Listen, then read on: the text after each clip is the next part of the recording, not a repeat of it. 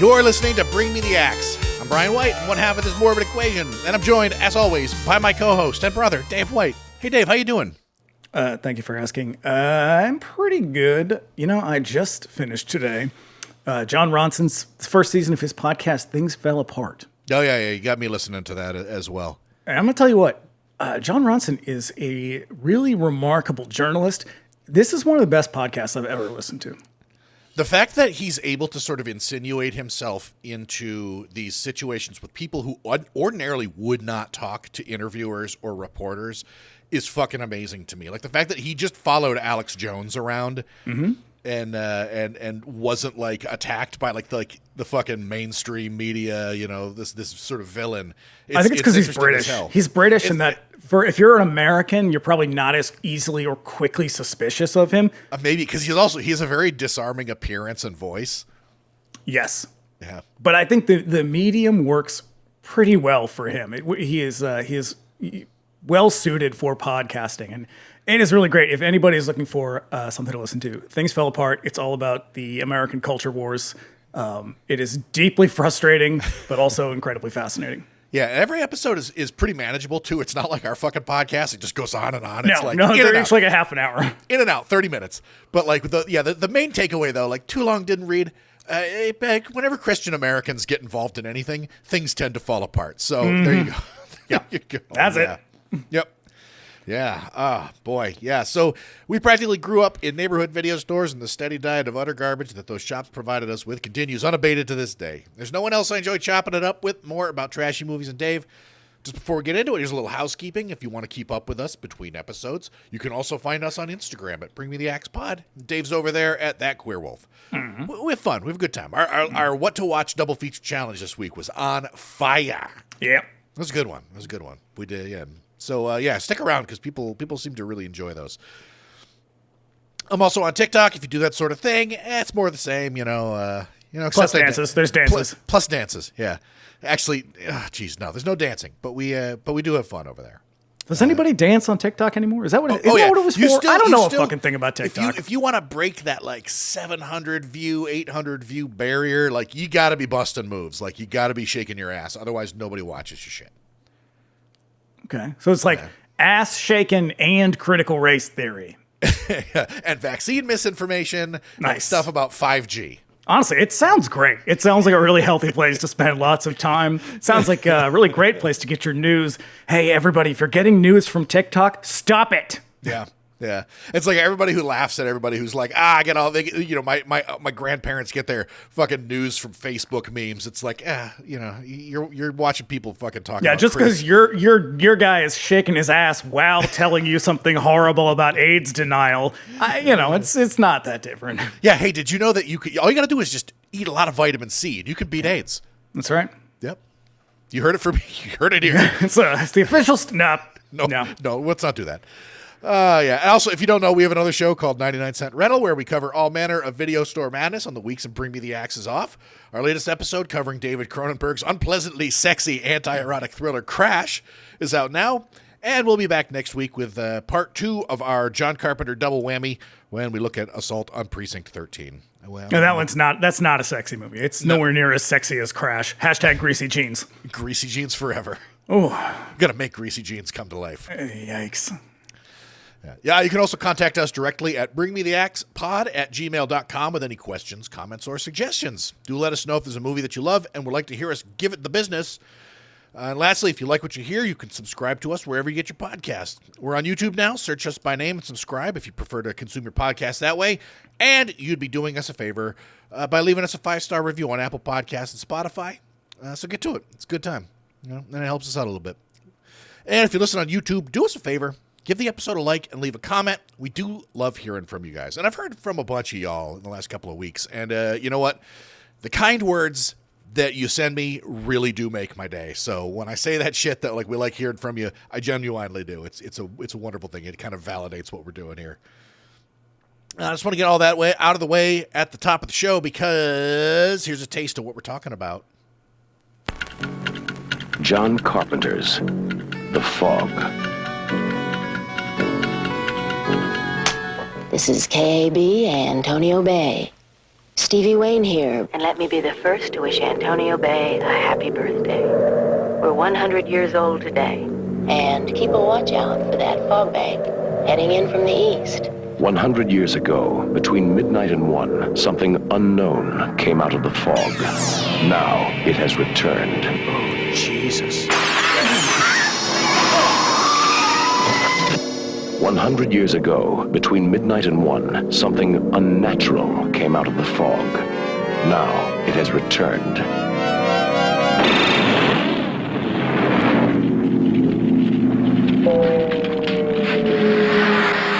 Years ago, between midnight and 1, something evil came out of the fog. Now it has returned. Who's there?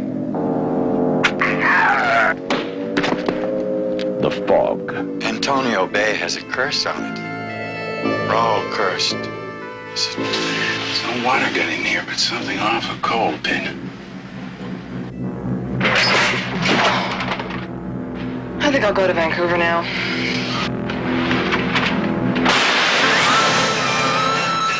Where's the fog now? Well, it should be right outside my door now.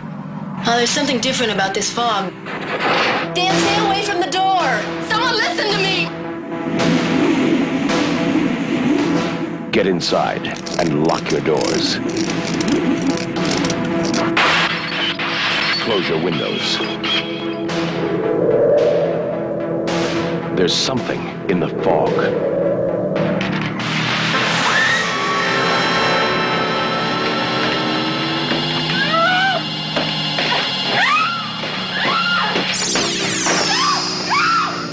Stay away from the fog.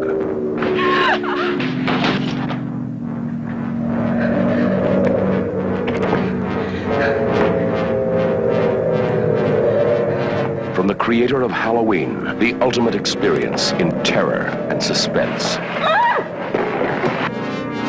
John Carpenter's The Fog, starring Adrienne Barbeau, Jamie Lee Curtis, John Houseman, Janet Leigh as Kathy Williams, and Hal Holbrook as Father Malone. The Fog. What you can't see won't hurt you. It will kill you. Between midnight and 1, it will find you. Whew. That's a trailer. Yeah, Le Forge. My God. Yeah, we're doing John Carpenter's The Fog. Yep, I love this movie a lot. Yeah. This is one that definitely takes me back because I remember this is one of those ones that Mom rented for us when we were at that house that they rented on the lake, and it was like raining one day. We went to that video store. We got that. We watched this, and it comes in that period when they seem to be relaxing a little bit on the R-rated movies. This one's pretty tame. It is very. Is this R-rated? Yeah, it is R-rated. Which is weird because I always remembered it being PG because there's no reason for it to have an R rating. I can't think of any reason why it would be.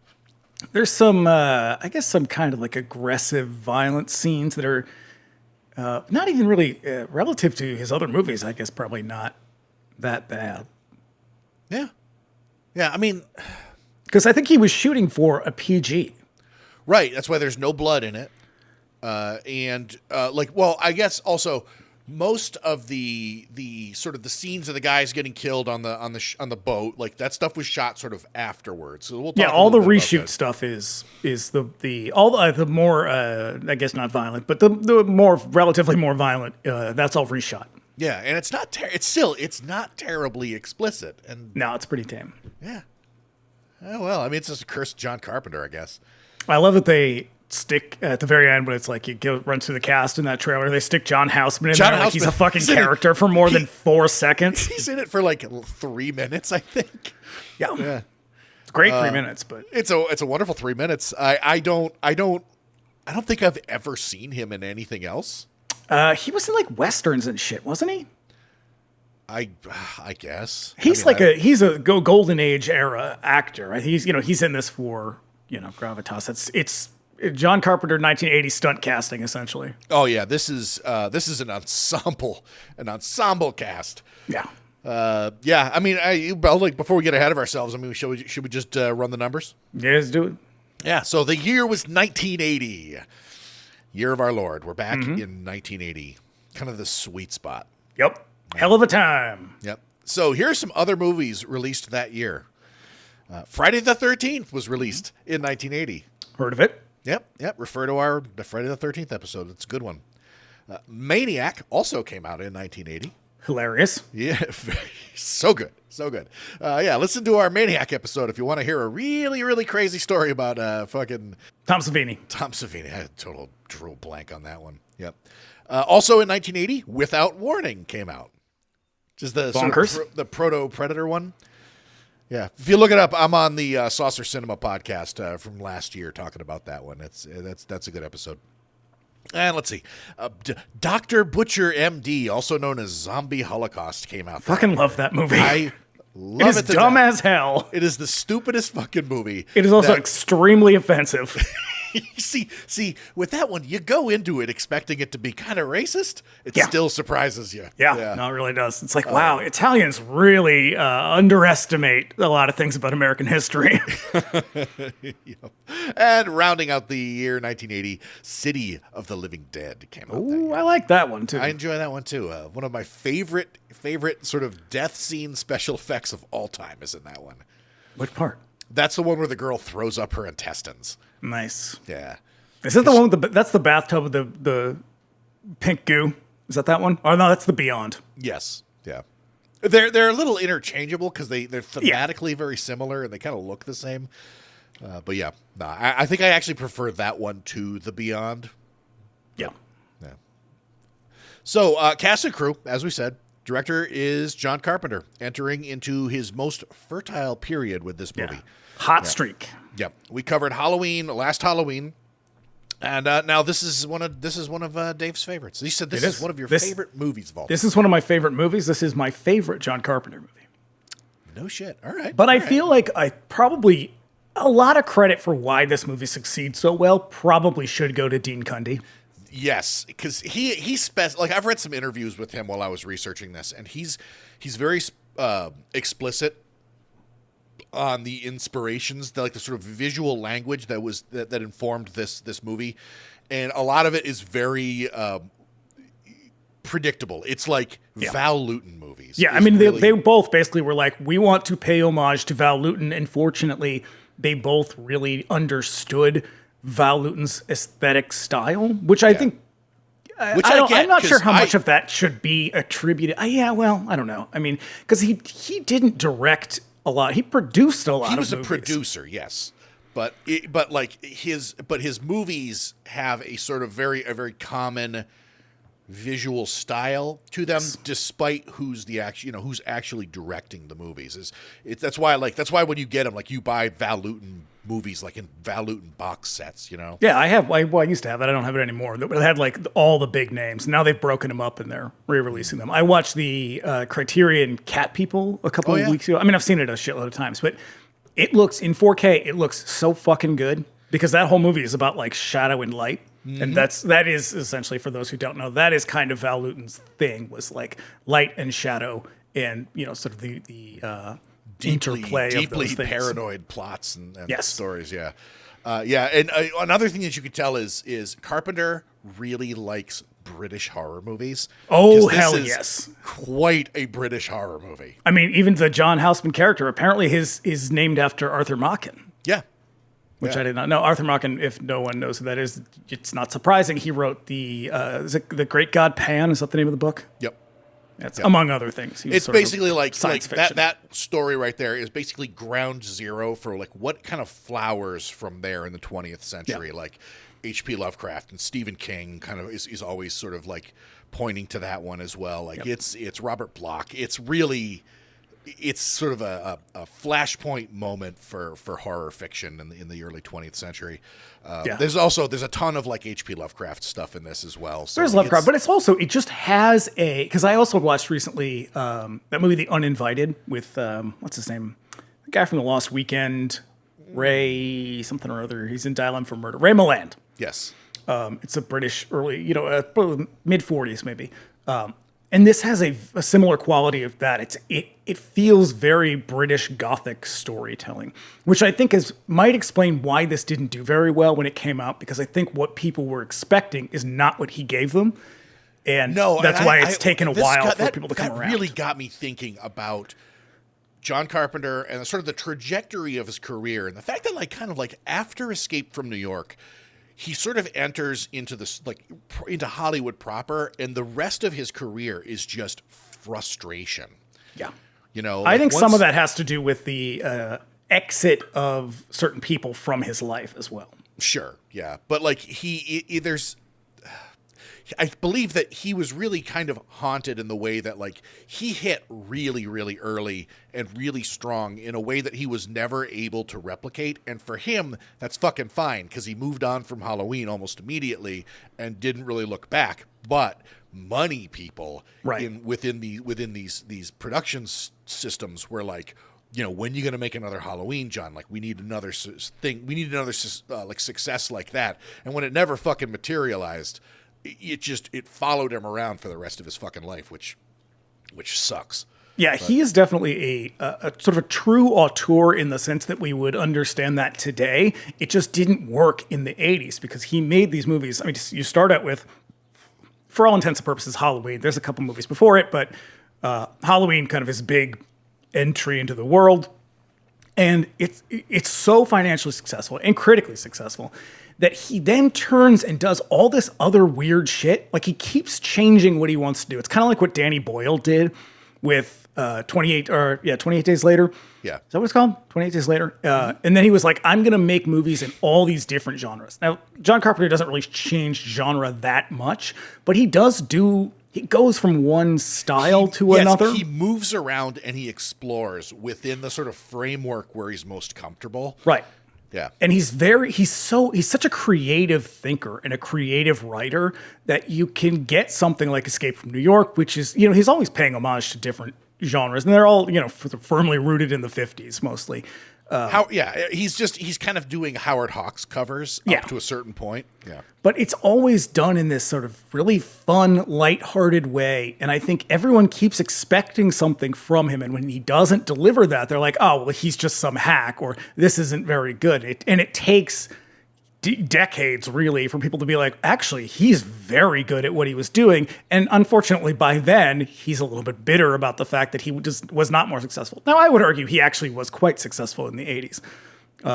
Maybe not as much as he wanted to be, but... The thing is his movies were not financially successful. And that's that curse of Halloween that I think follows him around, is there's sort of a margin of sort of box office... ratio of box office take to budget. And when he never really hit that 1,000% profit thing again that he did on Halloween, everything was considered a fucking failure. But I mean, the fact remains, he's still working in genre movies. So it's you're never going to have universal appeal.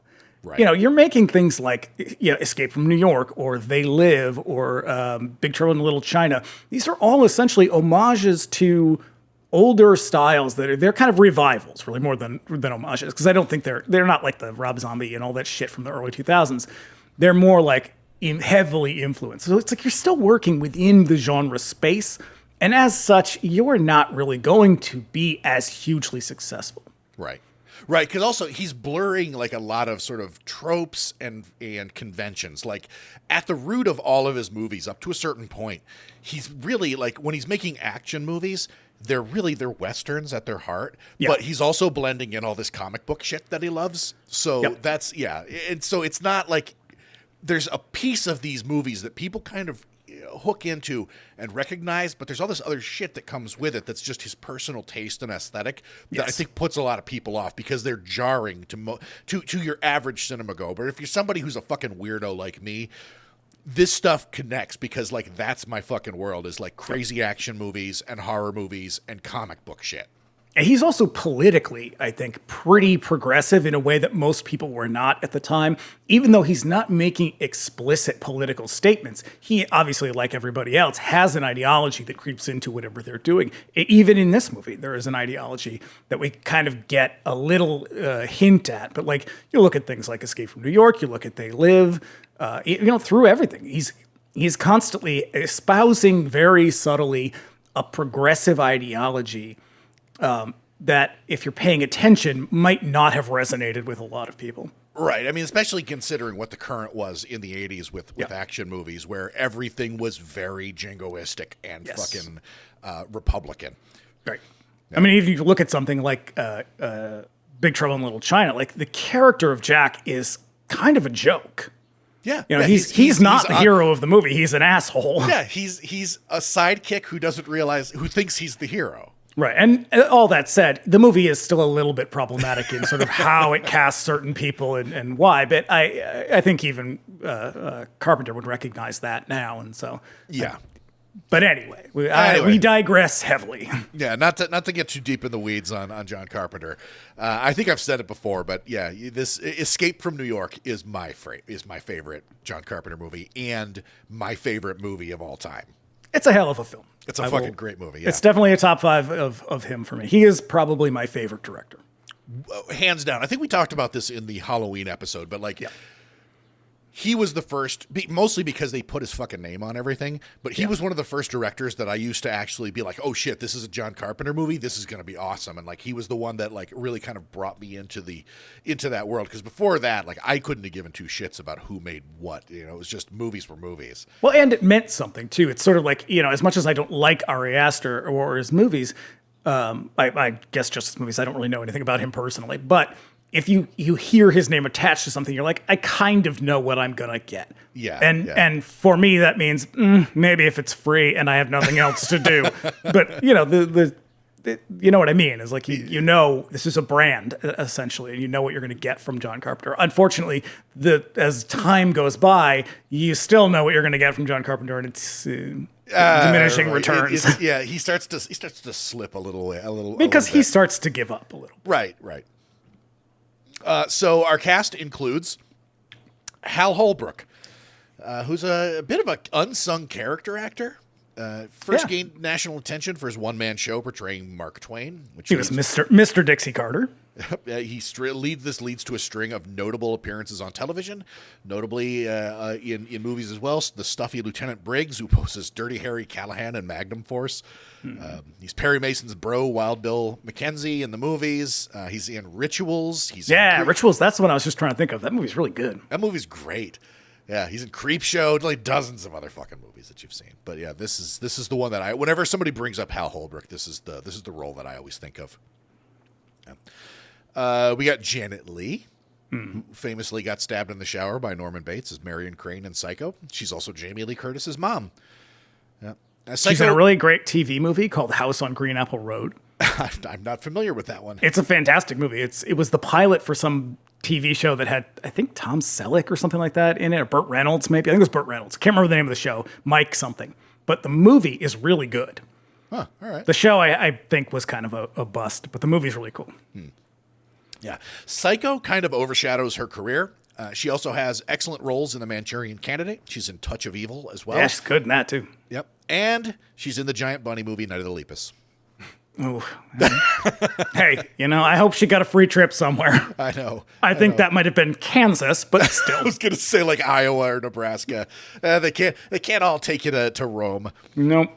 No. And rounding out our main cast, we got Adrienne Barbeau. Adrienne Barbeau bot. It's a C-Lab joke right there, everybody. All I can ever think about when I hear Hope you like it. Yeah. Now, baby, Adrienne Barbeau bot. Yep. Famously from C-Lab 2020, also from Maude. Yes. Yep. Yeah, I think this is her first feature. This is her first feature. She had been, I think she's in every episode of Maude.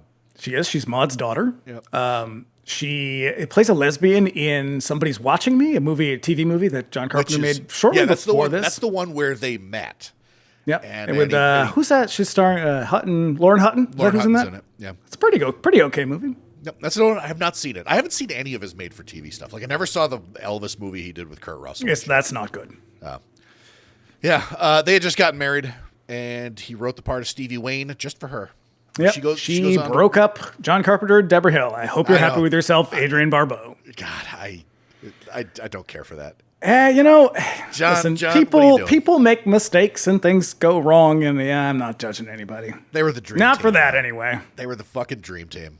They are. Actually, they were even after they broke up. Yeah, and you know what? If they were an incredible dream team, they would still be together. So if it wasn't that, it would have been something else. And so I look on neither of them poorly. I will say, Deborah Hill, obviously an incredible producer, a really underrated writer. We discussed that in the Halloween episode. Because I feel like you can feel her in the dialogue in this as well. Particularly in the Nancy Kai's character. I was going to say, all of that, all of her parts, the Sandy character, have her fingerprints all over it. You can feel it because she just has this way of writing such natural, like, dialogue for young women that, like, the voice is so strong, it's so clear, it's really great. Like, she just does not get enough recognition for that. Yeah. She also handled second unit directing on this as well, which is because she did a little bit of directing in Halloween as well. Yeah, a fucking woman of many talents. But so anyway, back to Adrienne Barbeau. She goes to work with John until they break up in 1984, but that doesn't stop her. She shows up in productions by horror movie legends, including Wes Craven, Dario Argento, and George Romero. Which Dario Argento? Oh, she's in Two Evil Eyes, but I believe she's in Romero's section of that. So I don't know, maybe I'm making shit up, but yeah. No, I feel like she did do something else with Dario Argento. It doesn't matter. Yeah, I don't know. But yeah, and this, like those three, this is to say nothing of Jamie Lee Curtis, Tom Atkins, John Houseman, and Nancy Loomis. Again, John Houseman for about 5 seconds. Right. Nancy Loomis in her third picture for John Carpenter. This is her second to last, I think. Yeah. And she's a damn shame because I think she's a good actor. She's magnificent. Like as soon as she was in this, I was like, it's Annie. Great. Awesome. Mm-hmm. Yeah. And also, I believe that the role of Nick Castle was originally offered to Kurt Russell, but he was busy on used cars at the time. I'm fine with Tom Atkins. I like Tom Atkins. Tom Atkins is great. I did not know this. This is his first movie with Carpenter, and he was brought into it because he was a friend of Adrienne Barbeau's. Yes. And so fucking beautiful music was made. Yeah. I watched Maniac Cop the other night. Love that movie. You don't see his death coming in that. Spoiler, if you've never seen Maniac Cop, Tom Atkins dies. Yeah. I mean, I suppose it's only a matter of time before we talk about Maniac Cop. I look forward to any opportunity to talk about Tom Atkins. Of that one. So here's some taglines for this movie. They're not bad. Yep. Here's one. 100 years ago, it moved across a small town, creating a terror no human being should ever live to see again. Now it has returned. It's a wordy one, but okay. Yeah, it's a little, because there's a couple others. There's one on a poster that's a fucking log line that's basically like, hey, if you don't know what this movie's about, here's what this movie's about. I basically nothing. Don't worry about it. No. We also got bolt your doors, lock your windows. There's something in the fog. Now, see, that one's mine. That's my favorite. Yeah, that's a good one. That's a killer. And then there's the last one. What you can't see won't hurt you. It'll kill you. Boo. Yeah. That was in the trailer. Boo. Yeah, I tell you, I could probably get a job in fucking Hollywood just writing taglines for horror movies. I mean, Hollywood, you don't have to have seen the movie, obviously. No, hire me, Hollywood. Well, you didn't mention, it goes without saying, John Carpenter did the music for this, and this is probably my favorite film score, and I am a lover of film music and a bit of an aficionado, and this is probably my top favorite here. If you are a regular listener of this, go and listen to any of the sort of themes from The Fog. You are going to realize immediately that I basically robbed that for the fucking theme song of this show. It's got that little piano arpeggio followed by the sort of the same arpeggio on a synthesizer. I also very liberally stole from Phantasm. Yeah, I mean, it's fair to say you can do arpeggios, tremolos. I can do it all. Yeah. So this movie is the first of a 2-picture deal with Avco Embassy, who smartly snatched Carpenter up after he knocked it out of the park with Halloween. They were expecting another smash hit along the lines of Halloween, which turned out millions upon millions of sweet cash money on a $300,000 budget, and it still crushed. This movie raked in $20 million over 4 years on a $1 million budget, setting Carpenter up for an even bigger production on a second movie for Avco Embassy, Escape from New York. I don't know anything. I would love to know more about Avco because they are kind of a mystery to me. And these are the only movies of theirs that I know the names of. The Holy Mountain, I think. Didn't they do that? They, if anything, not Santa Sangre, but they did Holy Mountain, and then the other one, the other big one, El Topo. Yeah, El Topo. But like I believe they just handled American distribution on that one. Well, I see. They did a bunch in like Italy, I think, in the UK, because they put out Blind Man, that weird Ringo Starr Western. Oh yeah. Weird. But I don't know anything about them. You might be right. They might have been Jodorowsky's production company on that, because I do remember, I think a part of the problem with his Dune movie was funding fell apart because funding fell apart because he just kept being like, sure, I'll give you billions of dollars for nothing. Yeah. He's like a con artist at a certain point, and that certain point is the very beginning of the project, I think. Yeah. This movie was produced almost entirely by the same crew as the producers of Halloween, like everybody. And this movie is the sum of its parts. I mean, this is a movie that operates almost entirely on vibe and atmosphere and which aesthetic. I fucking love. I think that is incredible because let's be honest, this movie has a flimsy plot that doesn't make a lot of sense and it doesn't really hold together. No, but it does a lot of things. Like the way that they present the ghosts are some of my favorites in any movie. Like they don't fucking chase you. I mean, they kind of chase you, but I would say, all things considered, they're very polite. They knock. They do knock. But when they show up, they're just these shapes in the darkness, just standing there, being all menacing and shit. Yeah, they do a lot with not a lot of money, and they make he makes so many smart choices. And every movie he makes a lot of smart choices. He's obviously a very smart guy and a great director, but they don't have a lot of money for special effects because they didn't intend to do a lot of special effects. So he gets, what's his name? Botan. Yeah, Rob Bottin. Yeah, he's the captain. What the fuck is his name? Blake. He's Blake. Yeah, having the hardest time with everything. But yeah, everybody's in shadow. And I want to go over some reviews when we're in a minute here because I think some of them sort of speak to that in a way that's interesting. But because this movie was not well received. Critically, anyway. Dude, these fucking critics, man. But the thing is, I don't think they're wrong in what they're saying. It's just I think it's a question of taste. Okay, yeah. This movie features a character named Dan O'Bannon. A year later, another EC horror style seaside movie is released, Dead and Buried, also bearing O'Bannon's name. Well, he also wrote and directed that, didn't he? No, he only wrote it. Well, he disputes that he had anything to do with it, and I say, shut up. Dan. Which I don't get it, because it's a fucking good movie. It's a great movie. Take the credit, guy. Jesus Christ. Yeah, he says, so the origin of this film is Carpenter says that he was on vacation with Deborah Hill, and they were in England. Oh, no, they weren't on vacation. They were promoting Assault on Precinct 13. Yeah, and he says they were at Stonehenge, and he was thinking about Gothic storytelling and, the heavy fog in England and all that.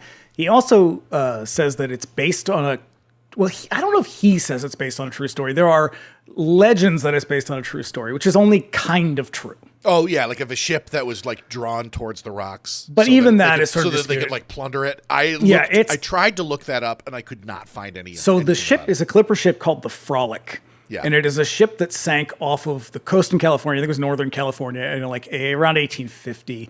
It's so...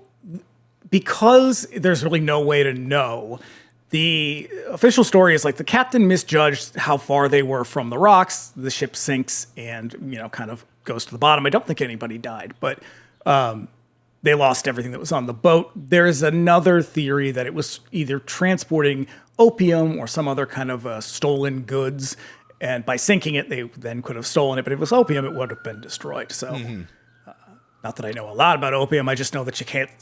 leave it at the bottom of the ocean for very long. Right. Once it gets wet, it's no good for anybody. Yeah, it's a whole thing. So yeah, that's the story. But it basically sounds like a ship sank. But you know what? Lots of ships sank because being a ship captain in 1850 was probably pretty fucking hard and dangerous.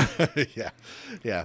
Also, like one of the names that kept popping up when I was reading about this was everybody was talking about EC Comics. Yeah. And there's an EC vibe. There's definitely an EC vibe. There is. And so I want to talk about it because we talk about EC on this show quite a bit, and I am a big fan of EC Comics. Went to court? That guy was a real badass. Bill Gaines. Yep. Because didn't Bill Gaines, he started Grove Press too, didn't he? Yes, he did. Yeah, he's a very busy man. Yeah. He's a radical, you might say. Yes. EC Comics, they get mentioned on this pod, and it makes a lot of sense why. One, they're awesome. But two, they were a massively popular cultural force in the 50s when Max Gaines, who was the original publisher at EC, handed educational comics over to his son, Bill Gaines, who transformed it into entertaining comics. It shifted the focus away from like illustrated classics toward like romance, crime, war, and most famously horror comics. Horror. Yep. And hard as it may be to believe. Yeah, anybody want to guess who didn't like that idea? Oh, we're going to talk about him in a second. So hard as this may be to believe, given like the sort of state of comic books in the world right now, post-war comic books having to do with superheroes were vastly outsold by grisly crime, war, and horror comics. And leading the pack was EC. There was also Warren who put out like Eerie and they also did like Vampirella and stuff like that. And a lot of the people who worked for these two would go on to do other, sort of Golden Age, Silver Age stuff. Oh yeah. Like they getting sidelined was bad for a few of them, but like most of them just moved over to Timely and Charlton and DC and shit. Yep. So leading their label were 3 horror comics. So The Haunt of Fear, Tales from the Crypt, and The Vault of Horror, and each one was a digest of a few short horror comics, often having to do with like ironic payback or punishments for shady people behaving badly, often from beyond the grave. And interestingly, they also hired a lot of women. Yeah, yeah. They're some of their best. I mean, a lot of them wrote under pseudonyms, but they did hire a lot of women and people of color as well. Mm-hmm. Not as many, but no. Like one of their first big controversies was an issue of Weird Fantasy where they have this story about an astronaut who's like one of the first men to sort of like go into interstellar space, but the whole time he's in like a spacesuit. And then at a certain point, like once the kind of like they reach the climax and get past it, he takes the helmet off and it's a black man in the spacesuit, which gasp. Upset censors like crazy, and they had to change it. But you can find that image everywhere. It's a really great comic too. These were massively popular comics, and apart from inspiring the HBO anthology series from the 90s, they were a huge influence basically on everybody who made schlocky horror movies or wrote horror novels in the 70s and 80s. Yeah, this is Creepshow. That is exactly what Creepshow is. That is 100% what it is. Yeah. So that's what we have EC horror comics to thank for Creepshow. EC was hugely successful until the mid-50s when a book called Seduction of the Innocent spearheaded a censorship campaign with the Senate Subcommittee for Juvenile Delinquency, which led to widespread censorship of comics and outright shuttered numerous publishers overnight. Now, I wrote a couple of years ago, I wrote a chapter for a collection. I can't remember the name of the collection. It was something about assault in American history or something like that. And I included a large section because the guy who wrote the book, I can't remember his name off the top of my head. His name is Frederick Wortham. Yes, he is a huge piece of shit, giant racist. Massive piece of garbage, and everything. And like so in the 50s, he writes this book, and his there is this based on lies. All of it is based on lies and fake research. And because, it's the United States, there is this sort of like growing consumer culture among young people. Comic books sell very well. And there are like these stories every now of like juvenile delinquency, like violence in schools, Charles Starkweather, shit like that makes people, that sows this illusion that children are out of fucking control. And I mean, you see the film industry responded to that too, with movies like Rebel Without a Cause and like tons of drive-in shit. Yeah, we talk a little bit about that in our Corman roundup. Yeah, juvenile delinquency was a huge fear for Americans, and you know, it's the same thing that we see today. It's moral panic essentially, and this was just happened to be. But there is this is specific to the 50s, but there's a correlation between the rise of, this is not going to come as a surprise to anybody, the rise of, I don't want to say power, but influence of black culture kind of permeating white teenage culture.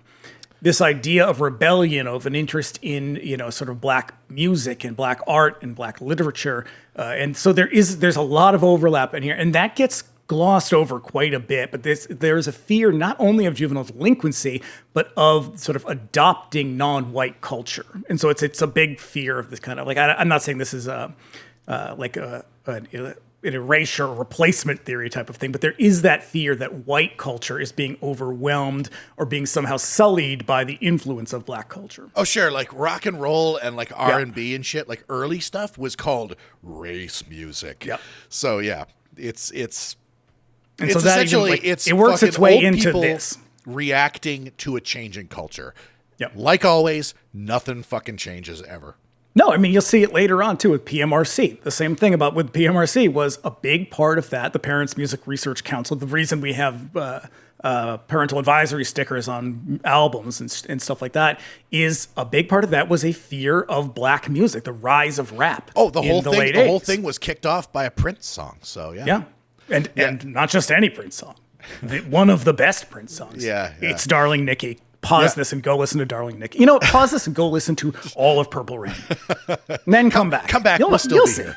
You'll see what I mean. Yeah. So, not just horror comics, right? But also superheroes. Specifically, Wortham's claim that Batman and Robin made people gay because of the gay subtext he saw in Batman comics. Now, I mean, to be fair, I'm not going to defend this guy, but to be fair, there's something a little questionable about him adopting a 18-year-old boy. Yeah. Also, by the way, an important fucking detail about the life and career of Frederick Wortham. He was used as a witness for the defense in the case against Albert Fish, the guy who murdered and ate children, and then sent letters to their parents. Yeah. He was on the defense of this guy. So just fucking bear all that shit in mind. Yeah, he was a real moral outrage guy. Yeah, so he drove this movement. In the 60s, Wortham's works come under serious scrutiny. The whole shit, everything is really fucking dubious and obvious. And the whole thing was largely discredited, but it didn't matter. The damage was done, and the Comics Code Authority stuck around to make sure that comics didn't have things like fucking vampires and corrupt cops in them. You know what this is? This is essentially, we've already said a million parallels. This is also the, who's that piece of shit that wrote that article that was like, vaccines cause autism. And then 10 years later, it turned out he lied about everything, but it was like, too late, man. You can't unring that fucking bell. Right. I mean, it's a fire it's Pandora's box. You'll never What we're saying here is moral panics are not good. Whenever someone tells you to be outraged, you should look into why they're telling you that, because there's probably a pretty good fucking reason why, and they're trying to control you and manipulate you. And for God's sake, read beyond the headline, please. Yeah. And also, while we're at it, read some EC Comics. Definitely. There's awesome collections of these books in fucking beautiful colors. Some of them are hardback. They're amazing. Oh, yeah. You can get omnibus collections at this point. They're very, very affordable, too. They're so goddamn good. I cannot overstate how good these comics are. They're really great. But anyways, in the late 60s, Wortham was debated on the Mike Douglas Show by Vincent Price, who and it is so good. Handily cut his arguments to ribbons. You can find this on YouTube. Go look it up. After you're done listening to Purple Rain, go look this up because it is so great. And then go down the rabbit hole of watching all the awesome stuff Vincent Price ever did. You'll find the AIDS public service announcement he did that makes me cry. Go look at all of it. Oh, yeah. What were we talking about? The fog? The fog. Man, when I go on a tangent, I go on a tangent. So anyways, back to the fucking Fog. The Fog was remade back in 2005. I never saw it. I'm sure it's not very good. I think I have seen it. I saw it a long time ago. I remember someone I was dating. When that one was announced and the trailer dropped, that was one of the first times I was like, what the fuck? Why do they even need to do this? Like, I tried to be really cool about this shit because, like, you know, hey, I'm not the audience for this stuff. I've seen the originals. It doesn't change the originals at all. No. But when this one came out, like I took it really personally for some reason. Because I remember it being pretty bad. And this is from that era when they were just remaking everything. Like everything that came out was a remake of some old shit. Like this is around when they're doing, what is it, the Dark Castle films? Yes. When they're cranking out those William Castle remakes. And it's just, I remember thinking, wow, it kind of feels like they're running out of ideas even for shit to remake. And it's like, oh no, buckle up. It wasn't it wasn't much longer after this that they remade The Hitcher and stuff. So it did not take them long to scrape the bottom of the barrel.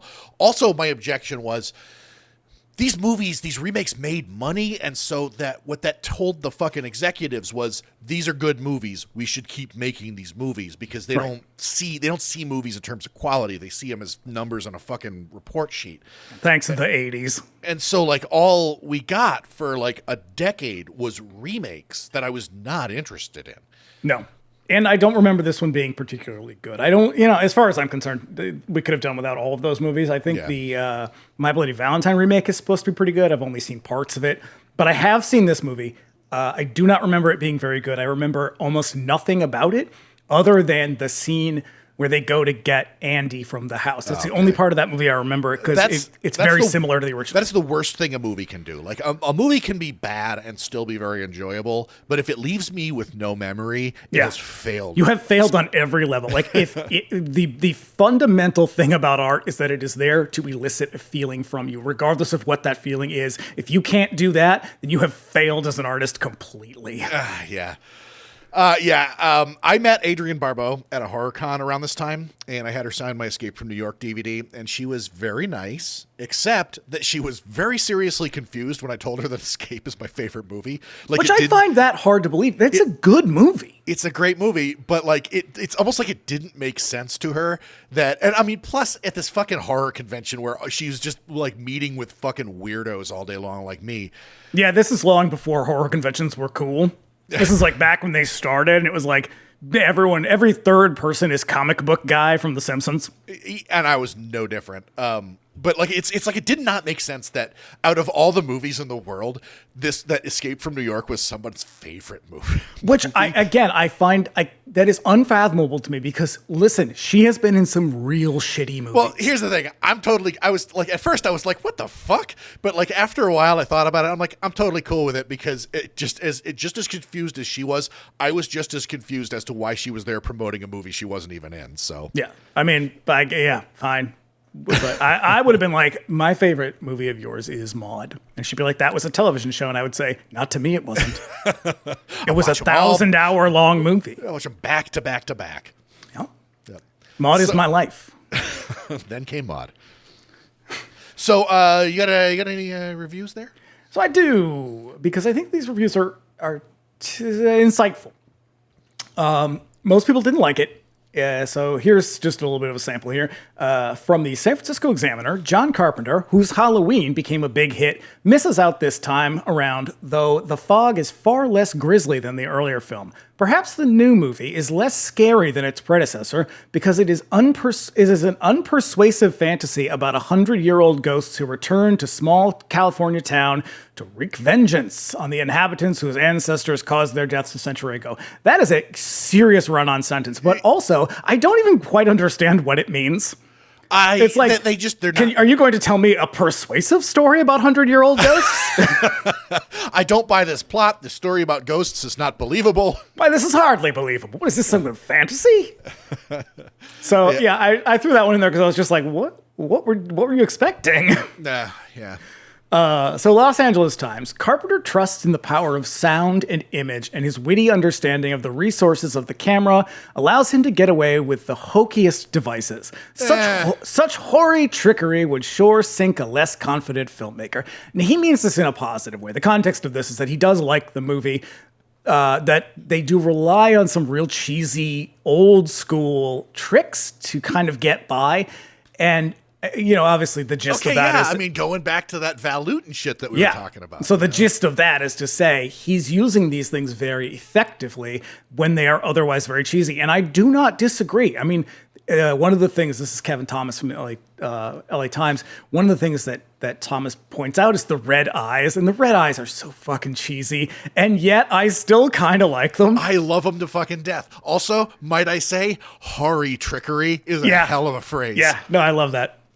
So that one, that's one of the more positive ones. Vincent Canby, you stuffy queen. So Stuffy Canby, unlike Halloween, which was a model of straightforward terror and carefully controlled suspense, okay, I'm with you so far, The Fog is constructed of random diversions. There are too many storylines which necessitate so much cross-cutting that no one sequence can ever build a decent climax. The movie looks quite pretty, but prettiness of this sort is beside the point in such a film. Now, Vincent Canby is a stuffy queen, and I disagree with him on almost everything. I think he's right. It doesn't mean I don't love this movie. I think he's right, because this movie moves between so many different characters. You never really know much about them. I'm going to give you that, because also I think one of my major complaints about this movie is Adrienne Barbeau is almost in an entirely different movie. You never, ever, ever see her with one exception, when she has a scene with her son. Mm-hmm. She's always just at the lighthouse, like talking into a microphone. Yeah, while everybody else is doing shit. The movie culminates with pretty much all of them in the church at the end, and it's sort of like, why are all of these characters, these sort of disparate characters, are now in here? And we're supposed to feel like this is a siege moment, and it is, but they're all so disconnected from each other that you're like, they don't feel like they're anything together other than a bunch of people in a room. Okay, I'm sold on that, because that's another thing is I get to the end, and throughout like the lead up to this moment, like these are three sets of characters. One is the DJ. She never leaves her fucking DJ booth. And then there's Sandy and Kathy, who've been in like doing other shit the whole time. Yep. Completely disconnected from the other characters. Nick and Elizabeth, who've been doing their own shit. And then they all kind of come together, and they are very familiar with one another. Yes. In a way that suggests that they've had interactions up to this point. I think you'll see that so this is where I think the influences come in, because you see that in a lot of British movies from the 50s, like horror, or sort of maybe just I'm thinking of horror. Like I'm thinking of, Quatermass in the Pit readily. So Quatermass, I'm thinking of the, what's the one with Kevin McCarthy's in the movie? The Invasion of the Body Snatchers. So not the movie, but the story itself. Shit like that, where it's like these are stories about people in a town. So you get it in The Birds. I think you get quite a lot of that. And he's much more successful in The Birds, obviously. But it's this idea, and I'll talk about this a little bit more later because it struck me a bunch of times. But Vincent Canby is right that these are disparate storylines that don't really go anywhere, and then they just sort of end, and he smushes them all together. Now, I don't care about that, because I still think it's a very successful movie. It seems like it works despite it. Like, I don't fucking give a shit, because I'm not really here for the characters. I'm here for this crazy story and the suspense and the action, because it really does succeed on those levels like crazy. So the last one, Michael Blowen from Boston Globe. John Carpenter scared the wits out of audiences from coast to coast with Halloween. Everybody say, man, get off Halloween. This is a new movie. Oh, anyway, that was a treat. But The Fog is merely a series of bewitching tricks assembled by a film school craftsman who believed that he could frighten people with slick gimmickry. Now, I would argue that he does frighten people with slick gimmickry. And hoary trickery. Much like myself, as I will say from now on. And that just sort of underscores the idea, again, that, like, you thought you could just do some reverse shots of fog rolling in and blah, blah, blah, blah, blah. It's like, yeah, and he did. And it fucking works. And I will, when we get to talking about the film, I will explain why I think that is, because I don't disagree with them. They are right in that this is a movie that is very light on plot. Like it barely has a storyline. The story itself is contradictory throughout the movie. I mean, they are ostensibly there to kill the ancestors of the people who wronged them, and yet they're also trying to kill everybody else for some reason. Yeah. So there's just like a lot of inconsistent shit, and none of that fucking matters, which is why this movie is so remarkable, because you have made a movie that exists on its sound design and its visual aesthetics. That's it, and the music. Yeah. I mean, the acting's decent. It's not like it's a bad story. But because of what this movie is, I think people missed what he was trying to do a little bit, because this essentially is a campfire story, which is why that John Houseman moment at the beginning we're about to get to is so essential. And that was it's a reshoot. Yeah. And some of these reviews, whenever I hear them, it seems to me like they go at them going like, it's a horror movie. And they just like look for reasons to be dismissive of it. Yep. And because like those can be remarks, like they're valid, but to sort of like lay this upon the shoulders of John Carpenter as like reasons for his failure here. Right. It's a little iffy to me. Yeah, they were going to be biased against horror as a genre anyway, and people still largely are. Mm-hmm. And they have been. They always have been. But, they're not... I think there's a reason why I pick the reviews that I do and from the papers that I do, because I think they're a little bit more respectable and I think a little bit more honest with their reviews. Vincent Canby notwithstanding. But people like Kevin Thomas from the LA Times... I think they will say when something is good. Mm-hmm. I think people like Roger Ebert and the other one there, Siskel, I think they're a little bit disingenuous a lot of times when it comes to horror. But I think that for the most part, who was the one from New York Times? Not Canby, the other one. Pauline Kael. Pauline Kael. Janet Maslin was another one. Like, these are respectable and I think honest, reliable critics. And that's why I kind of go to them, because they will say if something is good. And a lot of the times what we like about these movies is not what makes them good. Like, sometimes these movies are trash. I mean, we talk about a lot of really shitty movies. Oh yeah, we did Sorority, the House of Sorority Row readily comes to mind. It's a movie I love. And there's the reason we love them is that they're not good, or they're not trying to be what they would think aren't good. Yeah. And so that's why they miss the mark. I don't think when it comes to John Carpenter, I don't think they are seeing what we're seeing. And that might be because in the moment when this came out, he is not articulating that very well. We have had now 40 plus years to watch this movie over and over, think about it, read about it. And so we have the benefit of all this kind of hindsight to be like, oh, I get it. And because I now get it and I've seen it a million fucking times, I think it's awesome. And so I think that maybe it just didn't come across what he was trying to do. But also, they're going in with expectations of a follow-up to Halloween that should have been fantastic. Because really, he could have made any movie he wanted when he finished Halloween. This was the movie he wanted to make. He took a huge fucking gamble. He called it in to be like, this is my card. I want this one. Yeah.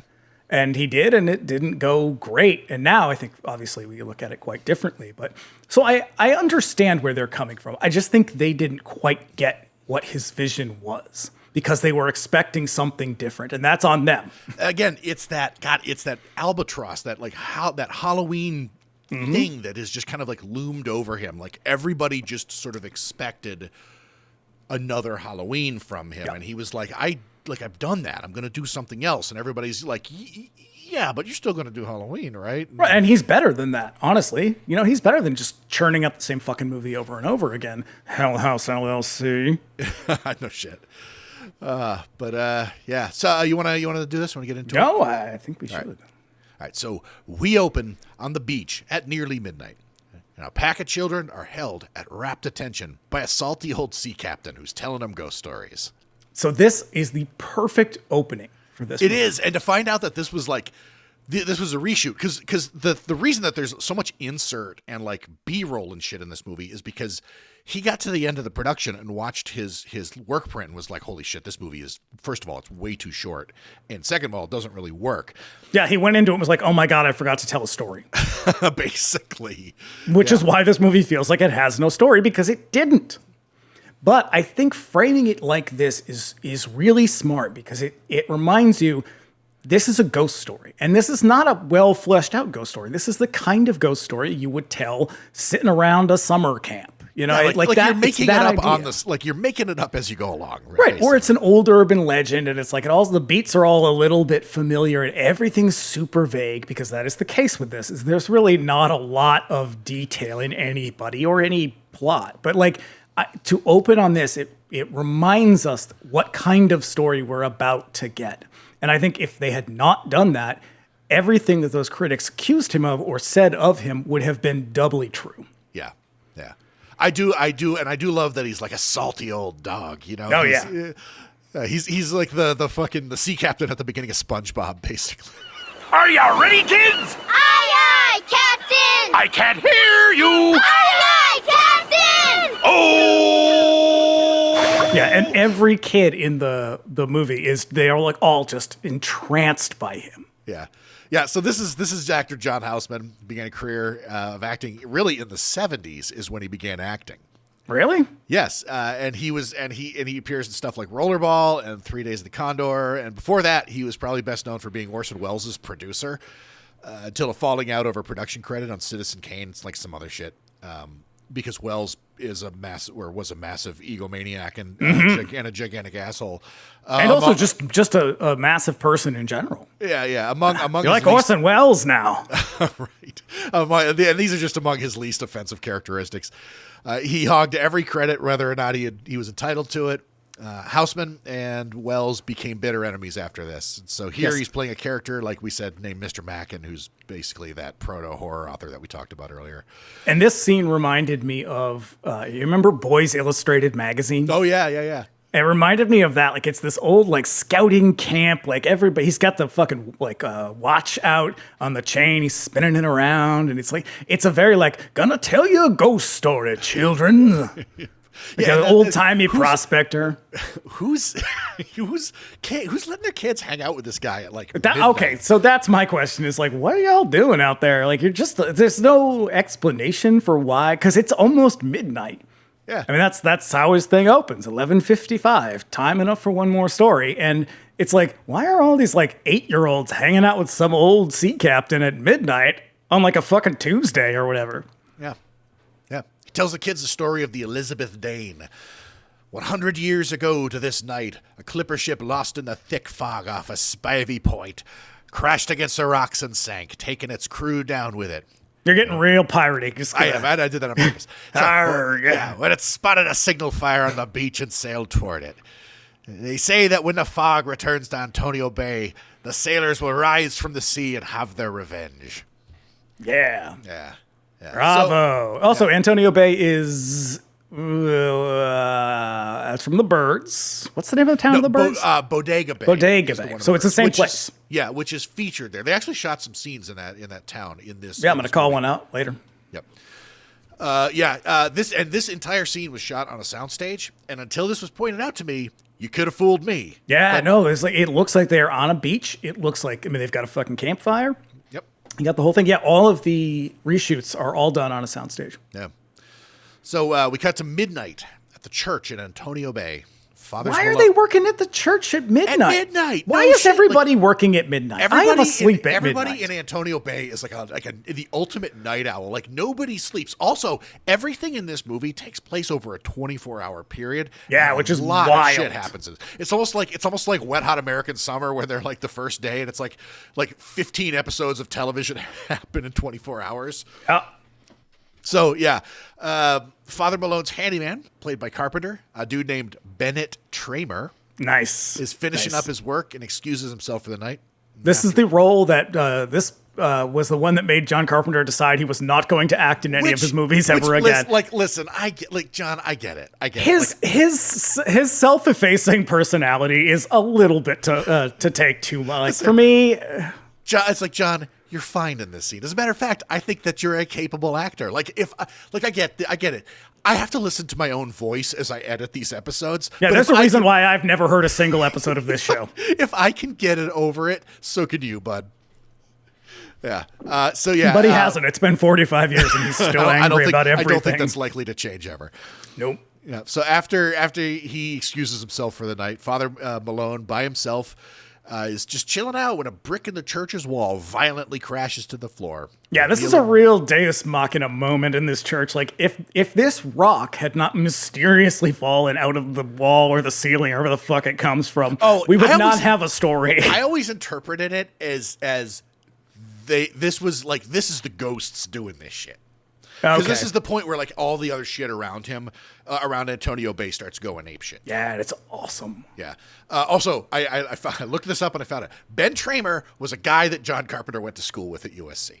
Yes, I think we talked about this in the Halloween episode. John Carpenter has openly said many times that he is very, very bad at coming up with names. So he usually just comes up with names of like people around him or people that he went to school with. Like there's characters, there's like Tommy Wallace. I went to school with a guy who did the same thing. He would write these scripts and he'd be like, "Here, can you proofread this for me?" And I'd be like, "Why am I in the script?" Yeah, like, I don't have time to make up names. I'm like John Smith. It's that easy.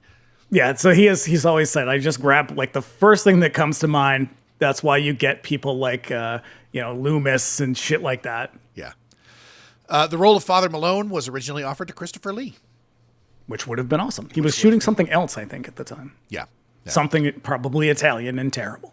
He's probably doing Jess Franco's Dracula. Oh, yeah. All the while, the radio DJ Stevie Wayne lets us know that Antonio Bay is turning 100 today. Yeah, ahoy, mateys. Yeah. As she talks, we get all these shots of the streets of Antonio Bay at midnight. I love this whole moment. These are my favorite parts. Well, yeah, maybe not my favorite, but I do love these shots. If we just kind of scan over the town, because it shows us how empty everything is and how alone they are. Yeah, because I think this really resonates with me because I would do that when I was a teenager. I'd just be up all fucking night. Well, that's one of my other notes is like, we grew up in a tiny coastal town that relied very heavily on tourism and was otherwise usually very empty. Yeah. And everything feels real familiar. Being in places where like you are typically, your exposure to them happens in the day when there's car traffic and there's people walking around and shit and stores are open.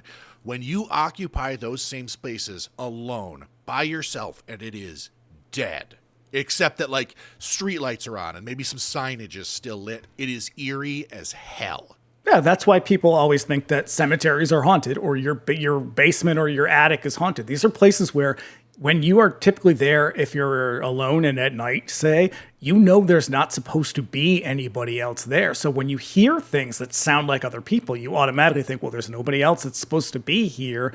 This is obviously supernatural. And I think they use that to really great effect in this movie because we are constantly sort of scanning the town to show how empty everything is, how dark and isolated they are, because they really are. This is Northern California. Yeah, this is like the place that this takes place in, like, or at least the locations, and it's supposed to be in like a town in this area. It's a little like maybe like 50 miles north of San Francisco. Yep. So you're starting to get into that kind of like remote Northern California area. Like you have like one school for everybody. Yeah. For all right. the 27 like your children town has or whatever. One cop. Right. Yep. Yeah. But yeah, all of a sudden, everything around town starts going nuts. Phones start ringing. Bottles fall off of shelves at the grocery store. Dude's drinking orange juice out of it, and he just puts it back in the refrigerator like a goddamn savage. Yeah. He's a smart man. That guy. That's the same dude who plays the guy in Escape from New York who like gives Snake the injections and shit. Because I kept looking at him like, who is this guy? Really, you can barely see his face. The guy at the beginning when he's like the scientist, lab guy. That guy. Yeah. So yep. Every he should be fired. He should be fired from drinking out of that. Well, I don't want that juice now. It's got hepatitis. I don't want it. You're not going to know. You'd never know because he's drinking juice. And that's why it's so goddamn scary. That's why it's a horror movie. Like you never know. You could go to the grocery store today and be like, has somebody been drinking this orange juice? Well, actually, thanks to the Great Tylenol Scare of 1982, you would know. True. I also love how like everything, the town. So again, we're sort of scanning back and forth all these different places where everything's freaking out. I love that there's no specified cause for anything, and there's no like unifying thing. It's not like all of the electronics are going crazy. It's just like shit's just going wild. Oh yeah, like tables are vibrating and shit. It's just like it's the witching hour is what Stevie That's Wayne the part calls it. I don't like. So I like everything. I don't know if it's this part or it might be a little bit later when the chair moves in, what's her name? Sandy? Yeah. When the chair moves in her room, I'm like, that one doesn't work because up until that point, it's like, it could just be anything. It's just a supernatural freak out. But then like that makes it feel more on the nose, all right. ghosty. But it's a quibble. Yeah. Also in this scene, Stevie mentions that she's queuing up a record by the Coupe de Villes. Yeah, nice Coupe de Villes note. Yep. That's Carpenter's band with Nick Castle and Tommy Lee Wallace. They famously provide the theme song and extremely embarrassing video for Big Trouble in Little China. It's hilarious. When you're done watching the Purple Rain and Vincent Price comics, and then go watch the Coupe de Villes video. It's hilarious. Yeah. Which also, I was like, is she just on the fucking radio all the time? I know. She seems to be the only DJ. So she is, but she's on from 6 p.m. to 1 a.m. like every day? I think so. That's why she has a strained relationship with her young son. He seems to like Mrs. Cobritz more, and I get that. I like Mrs. Cobritz. Yeah. So now we cut to Nick Castle, the character, not the real guy, played by Tom Atkins, driving along a lonely road. Yeah, just having a beer while driving. You know, the good old days. He's making America great again. Just drinking and driving casually. Yeah, it's 1979, man. You can do whatever you want while you're driving.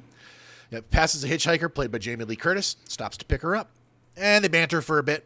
And then every window in the car suddenly shatters. And she says, one of the things she says that every time I watch this, it always catches me when she says, "Are you weird?" Yeah. And he's like, yes, I am. And it's like, it is such a fucking boomer, like I don't mean this in like an ageist way, but it's like such a 60s, like, hey, you're not a normal person, are you, You man? in a square, is you?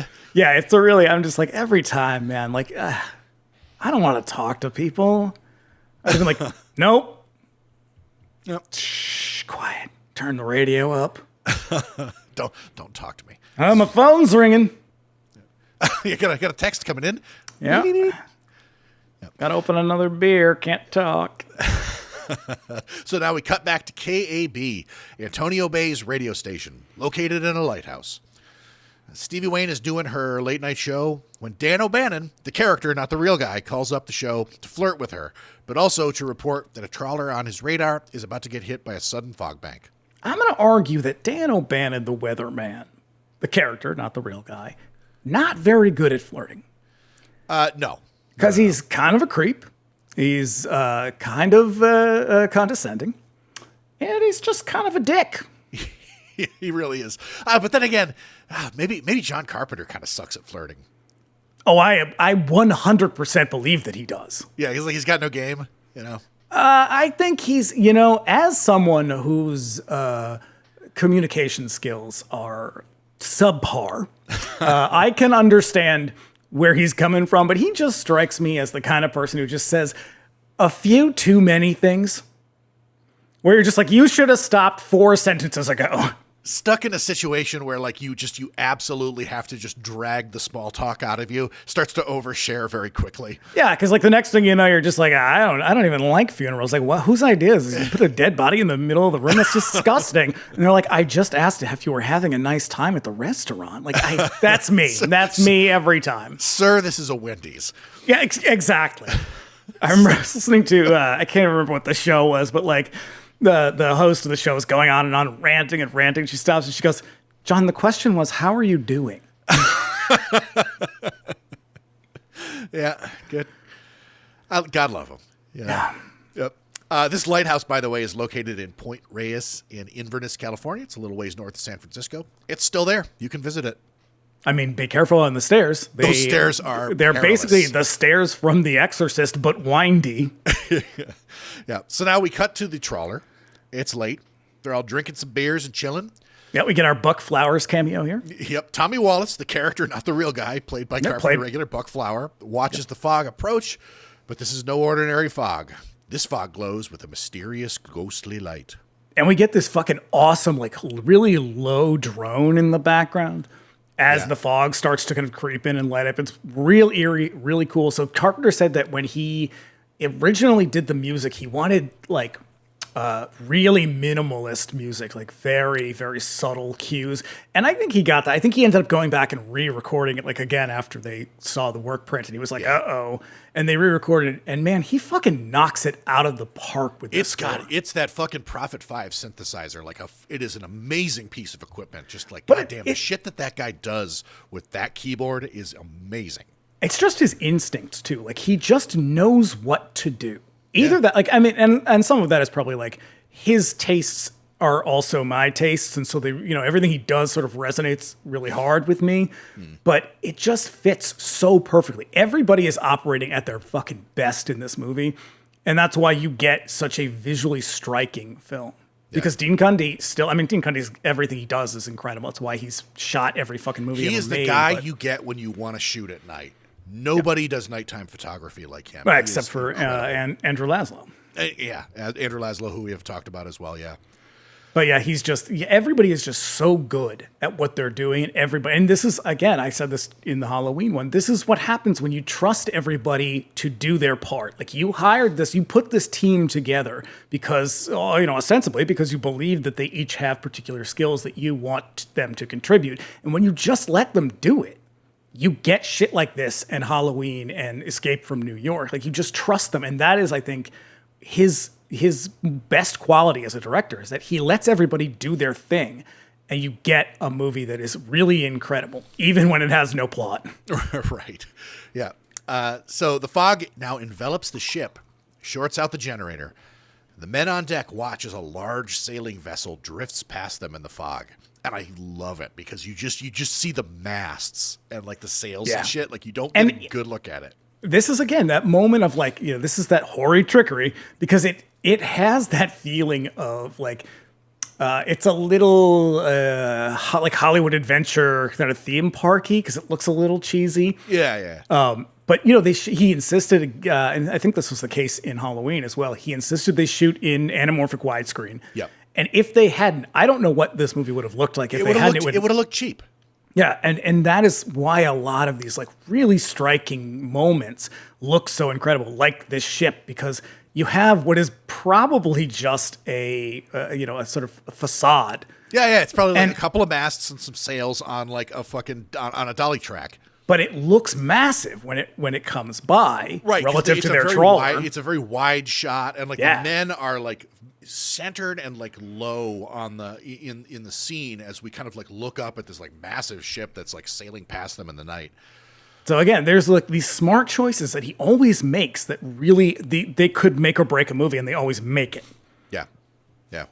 So now these guys, they search the deck as the fog rolls by, and in the murk, you can just barely make out the shapes of men, unmoving and silent. Yeah, just normal men, just innocent men. Innocent men. Yeah, this fucking tableau of zombies is really cool. I love that shit so much. And because also we get those like really tight close up on like Buck Flower as he's like, who is that? Like, he's really quiet. And then you get that. It's that moment from Black Christmas that I find so disturbing, when she's like, who is in there? Who is that? And like, just keeps getting a little bit closer, and you're like, oh, don't do that. Don't get closer. Why are you doing that? Right, because then we get the Carpenter's. Because those men shouldn't be on your boat. You know that. They weren't there when you left. These mysterious passengers? They weren't there before. Yeah, and but then we get that keyboard sting, and like the dude gets like run through with the sword and fucking. Buck so Flowers. I think this is probably why it ended up getting an R rating, because there's the next kill where the guy gets stabbed in the eyes a bunch of times, and it's really abrupt. Yeah, and like Buck Flower gets like ripped up with a hook. Like, you don't see it, but it's heavily implied, and like your brain is doing a lot of math on that one. So yeah. Yeah, it's sort of like, did he fuck that lady's leg? Well, you don't see it, but... So suddenly the ghost men strike, they kill the crew of the trawler, and then they vanish. So now we get a bit more banter between Stevie and the weather station guy. Fog seems to be moving away from the coast now, moving against the wind somehow. Ooh. Yeah, Stevie catches a quick flash on the horizon as it vanishes. So now at Nick's place, Nick and Elizabeth, the hitchhiker, have just finished knocking boots. Yeah, just right into bed together. Just real. Are you weird? I'm gonna give them this. They've got great chemistry. They do, and I'll tell you what. Nick or Tom Atkins tends to be put into situations with younger women all the time, and it is barely believable most of that. I see Halloween 3, which makes zero sense. And in this one, though, because look, he is 3 years later, he's in Halloween 3, and he looks 15 years older. That's the thing. He is a heavy drinker. Because like in that one, he's like gray mustachioed Tom Atkins, and like. But in this one, I think he can still get it here. I think they have good chemistry. I'm going to buy this one, but yeah. So she's showing him her drawings, which she seems to be selling to pay her way up the coast to Canada. She's going to Vancouver. Vancouver. Where we should all be heading right now. Yes. Old Van City. It's nice. Yeah. Looks just like Hollywood. So everything's going great when their chatter is interrupted by a knocking on the door. Yes, but this apartment that he lives in, as someone who has recently had to look for an apartment in a very challenging market, every time I see apartments now, I'm just like, oh, look at that. I wonder how much that costs. There's a ton of space. This apartment is amazing. It is majestic. He even has his own grandfather clock. He does. The fucking 70s, man. It's crazy. You know, It's I don't know. I don't know. I love it though. He's got these amazing like French doors and shit. Floor to ceiling windows, like yeah. But like a thick fog has moved in, and silhouetted against the strange glow is a man standing in the window. So what does he do? He knocks. Just knocks on the door. Yeah, it's like it's folklore shit. Like you gotta let him in. You gotta invite him in to let the trouble start. He's knocking against the door with a fucking meat hook. Yeah. It's for the bailing. It's a bailing hook. Yeah. He readies it to attack as Nick goes to unlock the door, but the glass on his clock suddenly breaks, stealing his attention. The clock strikes 1, ending the witching hour. Don't worry, this won't matter later. No, the ghost sailors are all gone now, and everything goes back to normal. So now the next morning, Andy Wayne, Stevie's young son, runs along the beach with a fishing rod. And where? On which beach is he? This is the location that they used for the end of the Goonies when they all come out of the cave they're met by their parents. It's just the opposite end. Right. Like if you turn it around, you'd like recognize the location. He catches a glimmer of metal on the rocks in the distance and runs to see what it is. When he gets there, he finds a single gold coin in the rocks, but when the surf crashes against the rocks, the coin is replaced by a board bearing the word Dane on it. And he grabs it, brings it home to show his mom, who is sleeping after being up all night on the radio. Which you'd think this would maybe resonate with him since 6 hours ago, he heard a story about a ship called the Elizabeth Dane. Yeah. But Nope. Andy's kind of an idiot. Look, kids are idiots. Yep. You know, they don't recognize when they find the old boat thing, and it's like, oh, it's the boat from the story. No, they're stupid. No, but I would say this. That is definitely some shit that I used to do is when we lived on the beach, go down the shit that would just like wash up on the surf every day. It's usually garbage, but fascinating stuff. Especially in the 80s and 90s. Yeah, no haunted boat pieces though, but you know what I'm talking about. / doubloons. Yeah. He runs back to their incredible house that she purchased for, I'm going to guess, $4,000. Came with a lighthouse and a radio station at that. Fuck the 70s, all right? Meanwhile, I'm like, sure, I'll pay $9,000 to live in your basement apartment in Harvard Square. So he asks her for a stomach pounder and a Coke. Pop rocks and Coke. Yep. Goddamn, we learned nothing from Mikey. No, I had to look it up, though. No, I looked it up a long time ago, and I think that was what it was. Oh, the stomach pounder? Yeah. Because what I found was an old interview with Tommy Lee Wallace, and I don't know, he might have just been riffing and making shit up, but somebody asked him, like, what's a stomach pounder? And he's like, John and I saw this thing in a workout magazine, and it was an exercise called the stomach pounder, and he thought that it sounded like the name of like a hamburger or something like that. So he put it in as a sort of in-joke for them, like how we're always like making ourselves like fucking laugh with shit that only we get. Look, I'm sure it's tough when you're in interviews and people ask you dumb questions. You can just say, I don't know. I feel like every time, and maybe it's because, they're white men in authority in these situations, and maybe they're just like, I gotta have an answer. It's this. It's like, dude, you can just say, I don't fucking remember. I couldn't tell you what I did yesterday, and I wouldn't just be like, well, as a matter of fact, I'm the president of the United States. Yeah, here's a very elaborate story. But also, if that is the case, good on him for coming up with something like that on the fly. I know. So later, Nick and Elizabeth head to the wharf looking for the seagrass, which is that trawler that was boarded by sea ghosts. When they get there, the harbor master sends them packing, dismissing the absence on the boat as sailors just getting drunk at night, but Nick isn't buying it. Yeah. And now, Nick, is it his brother? His brother is one of the... I don't know what he's I think he's a crewman on that ship. Okay. Because he's like weirdly invested in them, and they never explain anything in this movie. But like, I'm always just sort of like, why is he so? Well, okay, so that this? would explain things a little bit, because that would be why he knows Kathy when they get to the church at the end, because her husband is also is the guy who gets run through with the sword. Yes. So I always assumed that like it was his brother.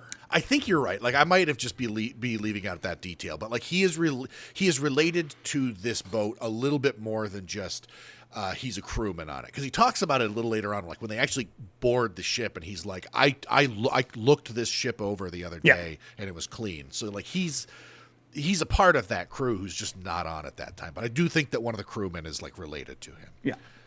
I believe this is the scene where he mentions Bodega Bay, which is the place where the birds go apeshit in Hitchcock's movie. Mm-hmm. Yep. So elsewhere, Kathy Williams and her assistant Sandy go over preparations for Antonio Bay's centennial celebration. So Sandy is my favorite part of this entire movie, and as she is my favorite part of Halloween as well. I think it is a shame that she stopped acting, and maybe she didn't like it or didn't want to or whatever. I don't really know why she stopped. She ended up on Weinstein's couch. She doesn't do much. She was married to Tommy Lee Wallace. Oh, okay. For quite a while. They're not married anymore, but they were for a while. She's great in this. She's great in all of the movies that she's in of his. She has this way of being like, kind of like a sassy bitch that it comes so effortlessly, but she also can flip over to being very compassionate. And there's a moment later on in this where she does it again, and she's just so perfect in that role. Maybe that was just sort of like, she was like, this is the one thing I can do. I'll do this in your movie. Because this is basically what she is in every movie, except for Halloween 3 when she's the nagging bitch wife. Yep. So now Stevie is on her way to the lighthouse. She's listening to the radio. We catch some Lovecraft references as we learn. She's driving a Volkswagen Thing. Is that what it's called? Yeah. Dang. They made that for like a year. Yeah, it's a very distinct automobile. Yeah. Get some Lovecraft references there. We learn the Steakgrass is still missing. We hear about the last name of Waitley, who's one of the Jesus, is that thing on the doorstep? I don't know. He's in one of the books. That's the Dunachar. Yeah. Yep. And they also mentioned Arkham Reef, which makes me want John Carpenter to just make a fucking Innsmouth horror. He did. The shadow over He did, Innsmouth. Remember? He made the Village of the Damned. He made not Village of the Damned, the Mouth of Madness. In the Mouth of Madness. That's as close as you're gonna get. Yeah. Nick and Elizabeth ride out to sea on a boat looking for the seagrass. Doesn't take long for them to find the boat adrift. And when they board the ship, they find it seemingly abandoned. And she says, there's a great line here where she says, "Is it always like this?" And he says, "It's always different." And I think they're talking about like the sea in general, like this. She's a different mistress. But it could be about anything, and it's such a great moment because it's just like, it's always different. Yeah. Like, what is? Well, he's also got a great line coming up too, where she hands him the beer, and she's like, "Hey, what's it like?" And he's like, "It's always the same." The room starts spinning. And she's like, "No." Being on a boat. He is the kind of guy. It's like his lines, that moment in Night of the Creeps, where he's just like rambling on, and he keeps asking questions, and he's totally not listening to him. Yeah, should you be telling me this? Pretty much. Yeah. I believe this is where we find out like he's sort of like a crewman on this ship, or he's related to it somehow. He and Elizabeth chill on the ship, mystified by the condition of it. They wait for the Coast Guard to arrive. He tells her a story about his father's experience on the water. He saw a ghost ship and boarded it, finding the ship empty, food on the table still warm, but there were strange details like just like the ship that they now occupy, where metal items were like rusted together as if they'd been at sea for years. He found a gold doubloon on the ship. He took the coin home, but when he went to take the coin out of his pocket, it was gone. And again, this is that great vibe of the old classic horror, the old ghost story you tell. Like, it's all very non-specific. It's all very kind of like, you're just pulling this out of your ass, and it reminds us what kind of story we're in. Yeah. That this is just one of those like, scary stories to read in the dark, or whatever that fucking book was called. Like, it's one of those. It's like, you tell this to kids around a campfire. That's why it's so vague and doesn't really have any plot or details of any of these people. Like, and that gets reinforced over and over again, which is why I think it's strange that like they couldn't see that that's what he's doing. He's telling this old gothic kind of spooky ghost story that's, it's a quick one and then you're done. Yeah, this was explicitly his mission when he set out to make this movie. Yeah. So while they're doing this, the body of one of the ship's crew falls out of the hold onto Elizabeth. It is one of the few times where you're like, oh, 4K. There's the seams. Yeah. So now Sandy and Kathy talk as they drive. Her husband is one of the men on the trawler. They drive up to the church, find Father Malone there, terribly disturbed by what he has read in the diary. And what I love here... She gets to the door. She says, say a little prayer asking him not to be in his cups. Yep. So I love this moment. So when they're driving up, Janet Leigh is great because, I mean, Janet Leigh obviously is a great actor. But she's sort of like... Because they're so non-specific and you're really not sure what anyone's relationship to anybody else is, you know that her husband is on this boat and she's talking kind of frantically and she's conveying that anxiety. And it's like in a movie where the links between everybody are real tenuous to begin with, these little moments are so important. And she does them so well. And then they also, when they get to the church, because Sandy's like, yes, ma'am. Yes, ma'am. And she says, Sandy, you're the only person I know who can make yes, ma'am sound like screw you. And she goes, yes, ma'am. That's my girl. Yeah, doing what she does best. So Malone suddenly emerges from the shadows as the women walk around the church looking for him. What's he doing? Just fucking sitting in the dark corner, lurching towards her like some kind of weird zombie. Oh, he's brooding because he's found out a terrible thing about the history of the town. I love this part because they're trying to convince him to go and like speak at the thing, and he just keeps like kind of drunkenly rambling, and she goes, "So is that a no?" Yeah, he reads the journal to them. So as the story goes, there's a wealthy man named Blake from a nearby leper colony, and he meets with Father Malone from 100 years ago to seek permission to settle his people on the mainland some distance from Antonio Bay. Blake has bought a ship called the Elizabeth Dane that he intends to use to move everybody to shore with. The founders of Antonio Bay, a conspiracy of 6 people frightened of this disease, planned to draw Blake's ship to shore with a signal fire that guided the Elizabeth Dane through an unnaturally thick fog. It broke up on the rocks, killing everybody on board. The next day, the conspirators went to the site of the wreck and recovered the Blake's fortune, and were intended to use it to build the town up. What's great here is the jumping back and forth between him telling the story and them searching the boat. Yeah. And they're kind of going, the tension is kind of amping up. The story itself is kind of interesting in that it feels, it's still relevant today. This idea of like, this kind of colonial, almost colonial, it's a little bit past that era, but this idea that people would do something so nefarious and then justify it with like, the means justify the end, and that like, yes, we're killing this leper colony, but we'll be able to build the church. And I'm sure at the time people were like, well, that would never have happened. And it's like, oh, it's been happening for about 2,000 years. Yeah. Yeah. Do you know, people still get leprosy? Yes. There's like 200,000 cases a year reported. Yeah. That's crazy. It's treatable crazy. now. You know where they happen mostly? India and Florida. That makes a lot of sense. I mean, it's like, where do people get, smallpox? Probably India and Florida is my guess. Mr. Smithers, I can't come into work today. I have smallpox. Not in my house, it wasn't. Yeah. But yeah, there's something about this idea that you can just, like, some people are expendable. Because this, like EC Comics, like all EC Comics, like one of the defining features of EC Comics, much like Twilight Zone, was that they were moral stories. They always had a moral twist or a punch at the end. And this one kind of has a moral story to it as well. Then, get there at the end. But yeah, I like that this story feels very relevant today. That this idea that, people did a lot of really terrible shit in order to justify conquest of some kind. Yeah. Yep. And then we learn that that hour last night when the town was going crazy, it coincides with the meeting of the original conspirators when they planned to do all this shit. Also, the priest writing the story seems really ambivalent about what he's doing. It's like, dude, no one's got a gun to your head. You could stop any time. You're like the fucking mayor at this point anyway. But they were going to buy him a church. Oh. God will forgive him.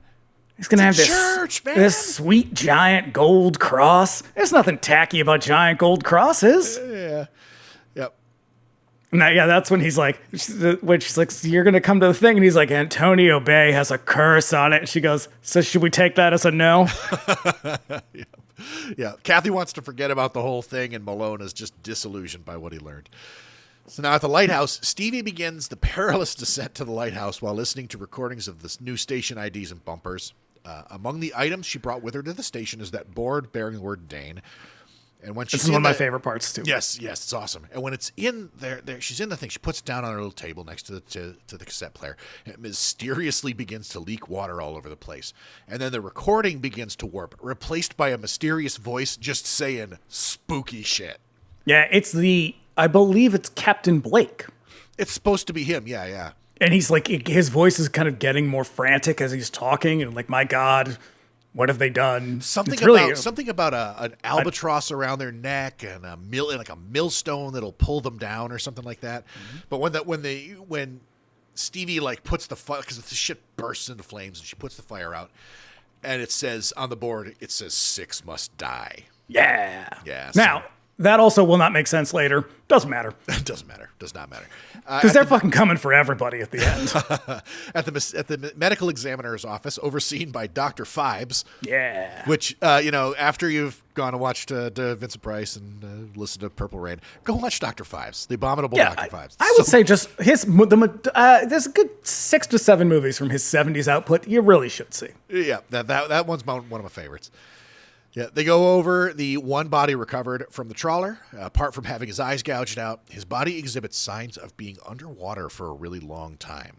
And this is the guy from Assault on Precinct 13. I never caught that. Huh. He's the main character. No shit. Yep. Wow. I can't remember his name in that movie, but yeah, same dude. Yeah. So now as Elizabeth waits near the body begins to move under the sheet, reaching for a scalpel on a nearby table. Gets up and staggers over to Elizabeth, but falls down dead before she can do anything. Scrawled on the floor next to it is the number 3. And this is some real, 70s shit where it's like, hey, just leave this girl with the body for a while. Come on, I want to talk. What's just stay here with a dead man. Yeah. So now foghorns blast as night falls. Fog begins to roll in. Centennial celebration begins. In a nearby bar, Kathy laments her husband missing. They did 14 takes of this scene, and Janet Leigh, the ultimate professional, cried for every one of them. Nice. Yep. Nick, also at the bar, calls up KAB to ask about the fog. She tells him the weird details as the luminous, ghostly fog moves toward town. And I got to tell you, those shots of this glowing fog coming in off the sea, very cool. Yeah, and this is some real low-tech shit. They're making the most of their money. Yeah. Yeah, it's like they did it with miniatures and then just kind of overlaid it on the shot. And it's just dry ice, yeah. Yeah. But that's that idea, again, the anamorphic widescreen. If you had done this in whatever that ratio is, it would have looked like shit. It would look stupid. Yeah. Yep. And they're also seeing this on the radar at the weather station. Nick heads out to KAB to meet up with Stevie, but news of the incoming fog bank stops them. Now, at the weather station, flirty weatherman is doubting Stevie's anxiousness. Yeah. But the fog moves in on the station, glowing. Dan goes to check it out and is drawn to the door by a steady knocking. Look, I'm not gonna lie. I can't say I'm sad to see Dan go. I know. Yep. He opens the door engulfed in fog. The ghost lepers attack him and kill him, dragging him off into the fog. Real sneaky fog. Yep. 4 down, 2 to go. So now the sheriff goes to call the radio station, but the evil fog shorts out the phone lines, and then the turbines supplying the power to the town as well. So it's now just cut off. Oh, this is when she's like, single file, everybody, don't push. And it's like, she's really overestimating how excited these people are about seeing a statue. I know. Yep. Nick and Elizabeth arrive at the weather station, find the place wrecked, and now fearing for her son, Stevie struggles to get the generator running so that she can get back on the air and talk to people. And speaking of her son, Andy is at the babysitter's as the fog rolls in and engulfs the house. And Mrs. Kopritz. My sweet Mrs. Kopritz. I know. It's a conspicuous place with a lot of floor-to-ceiling windows, so you can just see everything out there. I think this is their house. This is Stevie Wayne's house. Oh, shit. So he goes Mrs. Kopritz comes to their house. No, shit. Okay. Yeah. Stevie, frantic on the radio, pleads with anyone listening to go to the house and get them out. Nick and Elizabeth rush over. Yep. And so now, with Andy banished to his room, Mrs. Kopritz, the babysitter, is pulled out into the fog and is set up. Well, no, look, because again, they knock on the door. Yeah.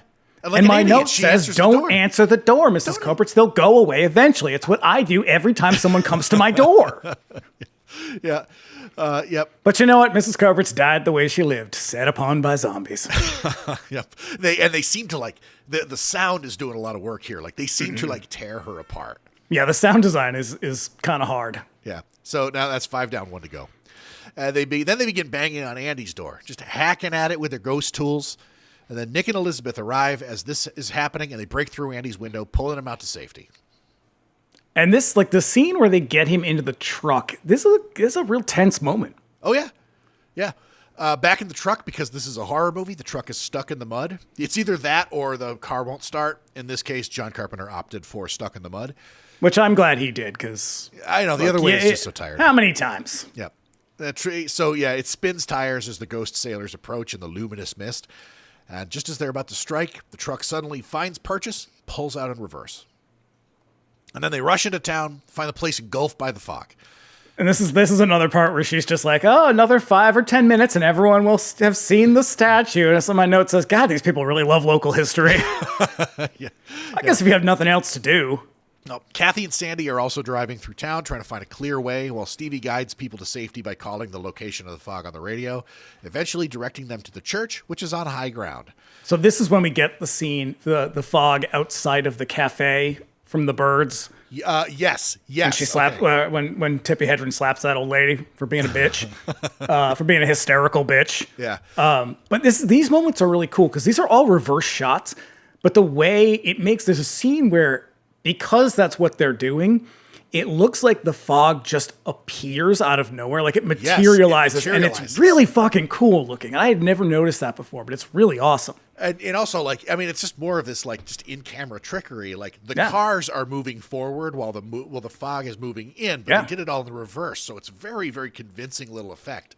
And I mean, if you pay attention, you can see that the cars are not moving quite the way they should be, but yeah. Otherwise, it looks so awesome when it just sort of materializes in front of them. Right. Also, if this fog is full of ghost sailors looking to kill like somebody, what's happening elsewhere in the town? Because all we find out about is Kathy and Sandy and Nick and Elizabeth like driving around. Like, so this is kind of where the story a little bit falls apart. If you pull any strings here, it's like, look, they only want 6 people. 4 people are already dead, so 5 they only people need. Are already dead. Oh, right, 5. So they only need 1 more. Yeah. And now supposedly they are the ancestors of the people who have wronged them, but eventually they're going to try to kill Stevie Wayne, who has not been there for very long.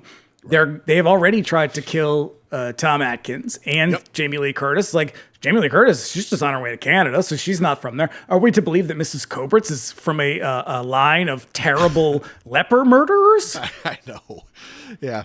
Like, it just, I know. This is one of those moments where it's like, hey, shut up. Yeah. Just shush, just stop. Why are you doing this? Look at the fog. It just materialized out of nowhere. Yeah, Come on. Watch the movie. Yeah. So you're always doing this. You're always asking questions like this. when they get inside, they find Father Malone drunk. But also like real casual. He's just like, Blake and his men have come for us. It's our day of judgment. There's nothing we can do about it. Yeah. I'm like, I guess that's probably how I would be too. I'd be like, well, what are you going to do? Yep. Doom comes for us all. Yep. It's also sweeping up and over the ridge and down toward the lighthouse. So while everyone panics... But also, how many sailors are there? Because, like, when we see them, there's only, like, 7 or 8 of them. Yeah. I mean, how many leper or zombie sailors could there have been? But, like, they're splitting their time now. They're going to... They seem to be everywhere. Yeah. So while everybody panics and Father Malone resigns himself to his fate, Kathy finds a passage in the journal about returning Blake's gold to the dead. Guilt-ridden, the original Father Malone stole the recovered gold from the conspirators and hid it in the walls of the church. Yeah, he's like, he melted the gold down into this, and my note says figures. White people are so tacky. Before they can find it, however, ghostly arms begin smashing through the church windows. They also invade the lighthouse, driving Stevie up and onto the roof. So at the church, Malone and Kathy break through the walls near the spot where the journal was found. They pulled bricks out, revealing a large gold cross. In the chaos, Malone lifts the heavy cross and takes it out to the chapel, where he finds several spectral figures waiting, just standing in silence. Yeah, again, we get that sort of tableau of them just standing there with the fog behind them. Everything's backlit. Looks cool as hell. Iconic shot, too. Yeah. Blake, the lead ghost with a pair of glowing red eyes, approaches to reclaim it. And the eyes are an extremely reflective material called Scotch Brite. And it's the same shit that they used for the demonic eyes in Lamberto Bava's Demons. That like reflective shit. Now, Blake is also like played by special effects dude Rob Bottin. He demonstrated the eye appliance for Carpenter, who was impressed by his overall physicality. I guess Bottin's a tall guy. Yeah, he was like, that was why he hired him. Yeah. It was like, well, you can be in the movie too. And he went on to do The Thing. Yep. And while this is happening, the ghosts chase Stevie out to the peak of the lighthouse roof where they struggle for a little bit. Back at the church, they grab the cross. Blake grabs the cross as well. There's some bright lights and some smoke for some reason. Malone is shaking. It's not really clear what's happening here. I have no idea, but it's cool. It's cool. Matter. I don't give a shit. Dan pulls Malone away from whatever's happening, and the ghosts suddenly vanish, seemingly satisfied, and the fog drifts away. And it looks a little cheesy when the fog sort of rolls backwards. Yeah, because they're just reversing footage they used earlier. Yeah. And then Stevie resumes her broadcast, lifting the kind of the keep watching the skies speech from the finale of The Thing from Another World. And then that's Malone, fine. I like it though. Yeah, Malone back in the church by himself wonders why they didn't take him as the sixth death. But, they're not done. They're not done because they're back in the chapel. He finds ghostly figures standing in the fog. As he turns, the ghost of Blake swings his sword, killing him. Roll credits. This movie's so fucking good. What an ending. What an ending. Well, that's why I gotta ask. Does this movie hold up still? Absolutely. It's a fucking great movie. And you know what it is it's what we're talking about. It's the simplicity of the story. Yeah. That is doing all the work here. Like there's so many shortcomings in terms of storytelling that ultimately I don't care. I mean, it's almost like it is about the practice of telling scary stories itself, and that is a sort of universal thing. And so, it just it's kind of unique to horror at this period, which was very quickly settling into a pattern of like Friday the 13th movies, which, in a way, those are kind of like campfire stories, but like it doesn't take long for people. They're more urban legendy. This sort of harkens back to an earlier kind of storytelling. Yeah. The things like Friday the 13th, they're like urban legends in that they are regionally specific. Whereas this is like, you could transplant this story anywhere, really. Oh, yeah. Because it's really it's so vague in what it is. Yeah, they used to have I remember when we lived in Marblehead, there was that story that people used to tell about this like screaming woman on the coast who was and that's the lady in white essentially. Yeah. There's like everybody's got this kind of story, so it has this kind of universality. And yet, one of the things that I think makes it particularly relevant today, and I assume it will continue to be this way, is that however obliquely, it does deal with this idea that sort of bad actions of the past, when they are left unaddressed, sort of literally come back to haunt you.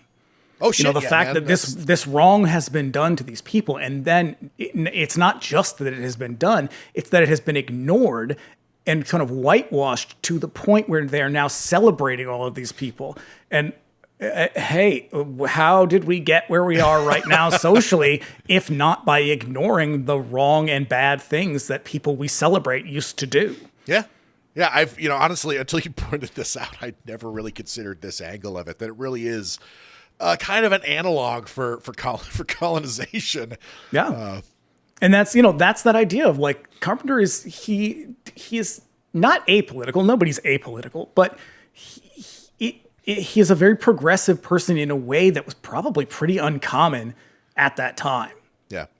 So I think that makes it feel really relevant. So it's like it's all these really simple things that just are always going to be a thing in people's lives. And that's why this movie is so fucking good.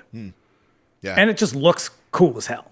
Right. This episode was a joy to do. Yeah. And like admittedly, we did it a bit of it in a rush.